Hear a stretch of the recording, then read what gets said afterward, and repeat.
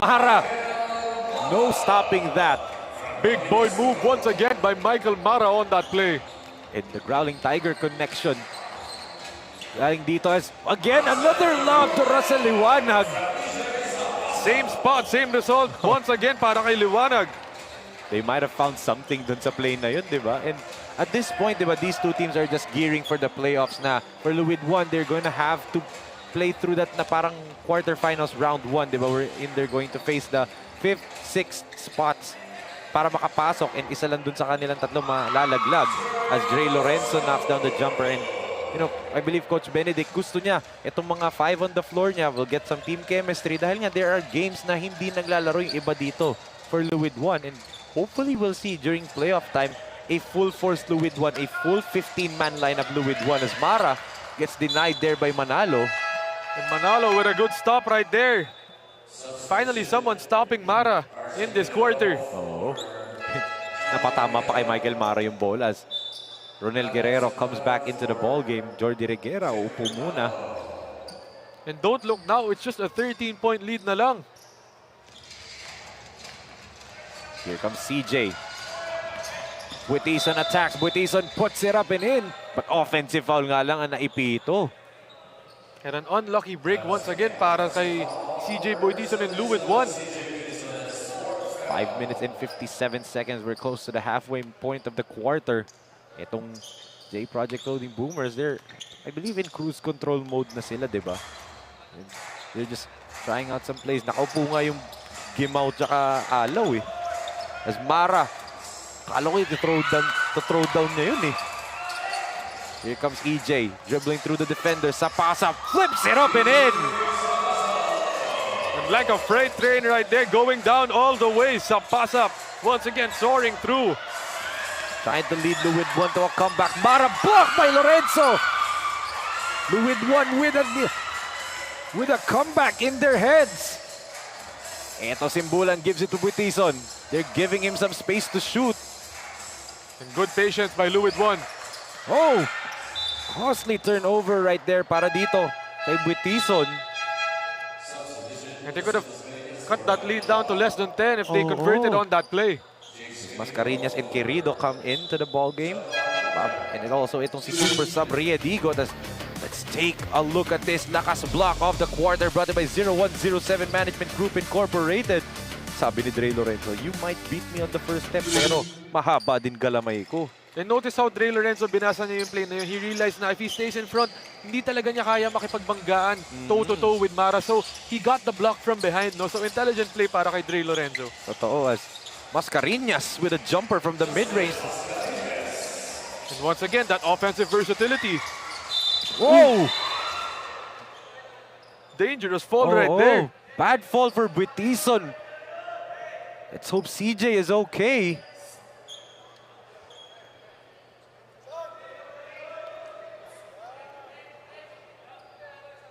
And a couple of players from LUID 1 talking to Mascareñas, and Just is saying that he was just challenging him on mid-air, but CJ is still down on the floor. Not a good sign, as he is the heart and soul of this LUID 1 Kapampangan, their leader here. Masama yung bagsak doon ni Buitison. Oh, and he was going at full speed on that layup attempt eh. Oo. Tignan natin, Enzo. Going for the ball naman itong si Mascareñas, but yun nga. CJ hit hard on the ground right there. You saw it on that replay. Masama yung bagsak ni Buitison doon. Luckily, he's back up on his feet. Papagpag lang ni Buitison yan. In this game, near double-double performance already for him. 11 points, 8 assists, 4 rebounds. A man who averages 14, 7, and 6. And itong si Buitison, he's a tough player, a tough kid as well. After the review, Siyempre, pride of and sportsmanlike foul on Mabalakat number 15, Justin Pampanga yan. Mascareñas. Itong si CJ Buitison. Ano gonna be a sportsmanlike foul dito on Just Mascareñas for excessive hard contact. So a big break dito para sa LUID 1 Kapampangan, no? They have a chance for 2 free throws, get the ball possession back. And a chance to trim it down to less than 10 points with about 4 minutes and 54 seconds remaining pa dito.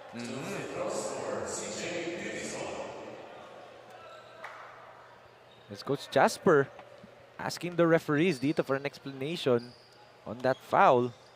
As Butison will get 2 free throws and LUID will get the basketball back. So a momentum shifter possibly for LUID 1 Kapampangan. But yun nga lang, CJ misses the first free throw.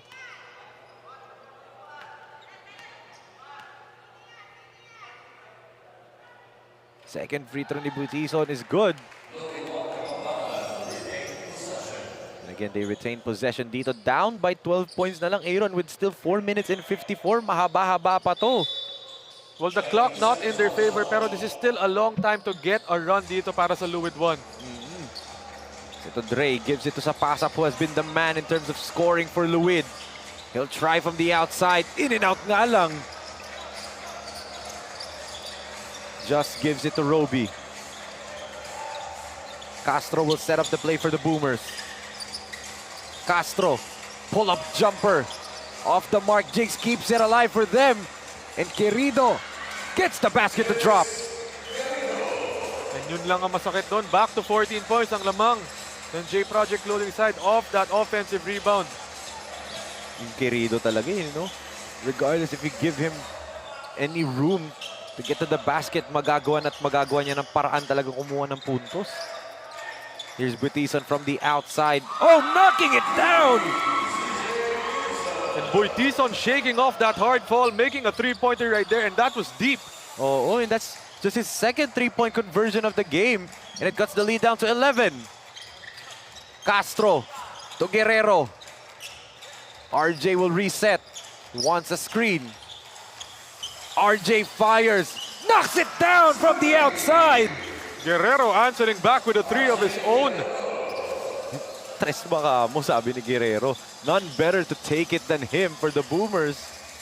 And that shot was cold-blooded right there from Guerrero. And here's CJ. Drops it off to Randeb. Simbulan, baseline jumper is good. LUID 1 with a string of baskets right here. It's still a 12-point lead. Still anyone's ball game at this point of the game. That's right. 3 minutes and 14 na lang natitira. Roby against Butison, flips it up, no good. Jigs with another offensive rebound and put back. And unacceptable once again. You forced the miss on that first shot, but you failed to box out on that second one, resulting in another easy bucket dito para sa J Project side. Daming nag-ball watch dun, no? Kaya si Querido nakatakbo na lang. Yes. Speaking of nakatakbo, Sapasa blows the layup there. That's a 4-on-1 fast break. And Yigot, niluwa nga lang for Ray, but they get another offensive board. RJ, quick trigger, three-pointer for the best shooter in the league. And parang nagpapapawis lang si Guerrero on that play. Just pulls it out and takes that three-pointer. If there's a question, why is he called the best shooter in the league? It's because of shots like that. Ang ating lakas shot of the quarter brought by CDO Food Spear Food that brings you home. 104-87, timeout on the floor. We will be right back. Sa unang subo hanggang huli, parang kisa aking pisngi. Kain love, love talaga. Kahit di sabihin, feel na love kami. Kain love, love talaga. Kayo pa rin po ay nakatutok dito sa SINAG Liga ASYA Junior World Showcase here inside the VILLAR COLISEUM in Las Piñas City. As we can see, ang ating mga big boss, our chairman, Mr. Rocky Chan, our president, CEO, Boss Ray Alaw, Boss Nat Manarang, Commissioner Rodney Santos, and Tito Fernan Obrero, the owner of Video Gear Incorporated. Grabe. Kompleto halos sila. Coach Leo, nandun sa kabilang side pa. Ito, Butison. Must score possession right here for LUID. Randeb with a miss and big rebound para dito kay Jigs Querido. And for the Boomers, Aaron, no? They can waste away some clock here. Tama, milk the clock. Try to waste some time kasi talagang itong clock na to, it's in their favor right now. And they set up Guerrero again for a heat check. Wala nga lang yung tira na yun ni RJ, pero kita mo the play was set up for him as Liwanag flying to the basket. And just like Zapasap a while ago, Liwanag flying even higher on that finger roll. Halo ay dadakdak niya eh. Andun na eh. Jigs, try to give it to the cutting RJ. And that'll be a kick ball on Querido. And medyo wise yun ha, kasi that stops the transition dito for the LUID 1. Tama, so they're gonna be forced to go into a half-court set. And mukhang Coach Ernest Alo putting some substitutes in right now. For defense, itong si Jordy and si Elijah. Witison with the basketball. Manalo gives him a screen. Natapik na naman yung bola and Yigot picks it up. Reguera playing point guard here, gives it to Singson. Elijah off the Mascareñas screen. Block right there by Manalo, but Yigot keeps it alive.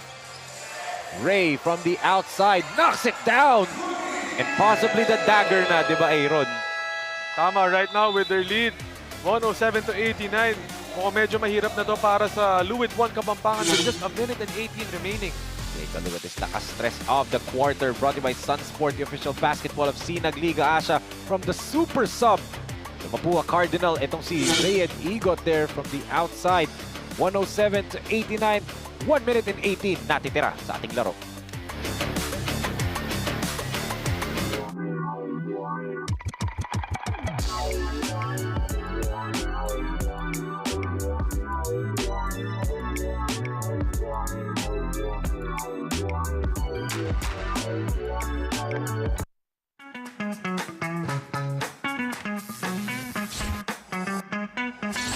Sobrang bilis ba? Yan ang bilis ng FiberX. Yan ang internet.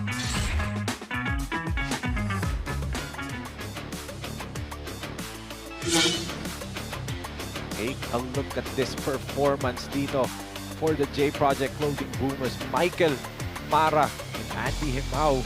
14 points, 1 rebound, 1 assist for Andy and 1 ngayong araw. After that 22-point performance yesterday, grabe nga yung performance nito. Andy and 1, but dito naman, the brand new Growling Tiger, Michael Mara, a monster. 19-point performance, sumama pa nilang rebounds and 13 assists.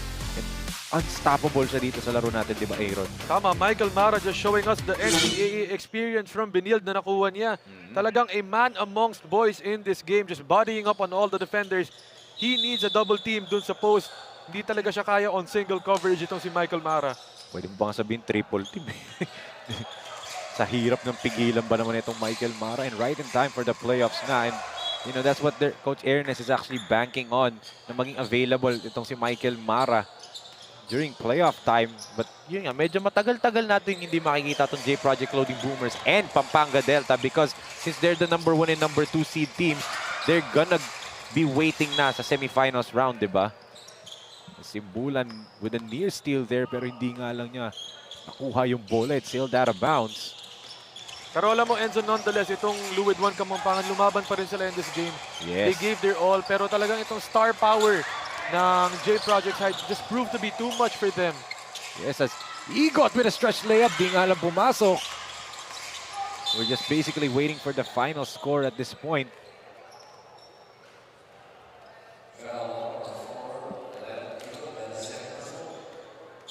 (107-89), 48.7 seconds natitira. As Manarang fires off the mark. Querido with another board. Pang-8 rebound na yan dito ni Jigs Querido. 9 points and 8 rebounds for Jigs Querido in his debut for the Boomers. And Querido's been on the glass in this game, especially those offensive putbacks na gawa niya dito para sa J Project side. Totoo.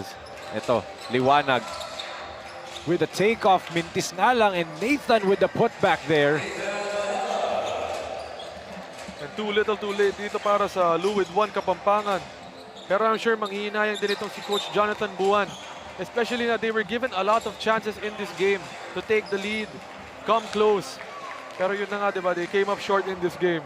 Yes, and what a victory right here for the J Project Clothing Boomers. Sila yung nakakuha ng back-to-back victories. Or should I say, sila yung naka-bounce back in this back-to-back series. You can see Coach Ernest Alaw yesterday, they avenged their loss, their first loss of the tournament against Pampanga Delta with a dominant victory against dito sa LUID 1 Kapampangan. Retribution kumbaga.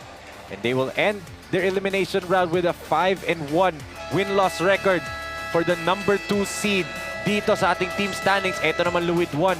Unfortunately, will have a 1-5 record. They will hold on to the number 7 spot entering the playoffs, and dun nga papasok sila sa ating quarterfinals single round robin with the 5th and 6th team para maka-qualify for the quarterfinals round 2. As with this victory for the Boomers, 107-91, a 16-point victory. And grabe, Aaron, what a performance from the boys ni Coach Ernest. Halos lahat talagang nag-ambag, di ba? Bukod dun sa Mara, yung mga debuting players, Guerrero, Igot, Mascarinas, Jigs Querido, and syempre yung Joffrey Santos in the first half, di ba? Tama, a big bounce back win dito from the J Project side. In full fashion, ginawa nila, full dominance. They were in control that whole game. LUID 1 Kapampangan with some runs in that stretch of the game. Pero J Project always closing them down. Kaya in the end, they came out with this blowout win. And I'm sure Coach Ernest Alo is very happy with the performance. Totoo, and what a way to bounce back nga after that defeat yesterday. At ngayon kasama na ni Francine Capili, ating CDO Best Player of the Game. Francine, take it away. I'm here today with our CDO Best Player of the Game, Michael Mara from J Project Loading Boomers with 19 points, 5 rebounds, and 3 assists. First of all, congrats, Michael. Your team was in control the whole game. Kung nagkaroon man ng momentum ang LUID, it was quickly shot down. How were you able to do this? Of course, nakuha namin yung strength namin kay God, and parang we trusted each other kahit bago pa lang kami, parang bago pa lang kami magkakakilala. Kumbaga sa Filipino term, nagkakaamuyan kami agad eh. So we basically know each other's game na rin agad. So yun. This is a consistent player of the game performance for you. Ano ba ang ginagawa mo to keep this consistency? First of all, yun lang, parang consistent lang ako sa school practices namin, and parang nagpa-practicing kami as a team, dito sa J Project, and then parang yun lang, parang consistent trainings lang, and yun. Ngayon, baka may gusto kang batiin at pasalamatan. Of course, first of all, gusto kong pasalamatan ng Panginoon, and si Boss June Linogon of J Project Clothing, thank you very much po. So first, Vertex Maritime Bosses, Boss Vonix Gavania, Boss JP Arellano, and Madam Krisha. Tapos, gusto kong pasalamatan yung teammate ko, ito si Marcos Limonan, and yung buong team namin, and for giving us this opportunity to play for SINAG Liga Asya. And my family and my management. And please like and follow on Facebook and TikTok, Leap Basketball PH. Again, Michael Mara, our CDO Best Player of the Game, who will be receiving a gift back from CDO, food that brings you home. Now back to Enzo and Aaron. Thank you so much, Francine. And once again, congratulations to Michael Mara. 19 points, 5 rebounds, and 3 assists. Grabe yung performance ng Aaron. And what are your final thoughts with this ball game? Well, it was a crazy game, diba? LUID 1 Kapampangan giving their all against that superstar lineup ng J Project side. They came up short in the end, pero nonetheless, they gave their all talaga. Di lang talaga nila kinaya in that end. But what a crazy game na napakita nila, and I really enjoyed it as an analyst and as a fan of the game. Totoo. And now both of these teams will now shift their attention to the playoffs. Etong Boomers, since they have the number 2 spot, they will go to the semifinals round na. And syempre, that is our final score, mga kasinag, 107-91 in favor of the Boomers. And coming up next, the final game of the elimination round between the number 1 and undefeated team, Pampanga Delta Royce Hotel and Casino kontra the Hustle Rising Sun. Susunod na po yan, but that ends our first game for today. For Aaron D, Francine Capili, this is Enzo Galarosa, and on behalf of Direk Nomar Santiago, Direk Don Mike Danan, Direk Billy De Leon, Direk Ramonito Roa, and the rest of the hard-working men and women na nagtrabaho dito from the VILLAR Coliseum in Las Piñas City. This has been your SINAG Liga Asya Junior World Showcase Philippines Born 2001. Kita-kit po, mga kasinag. Peace!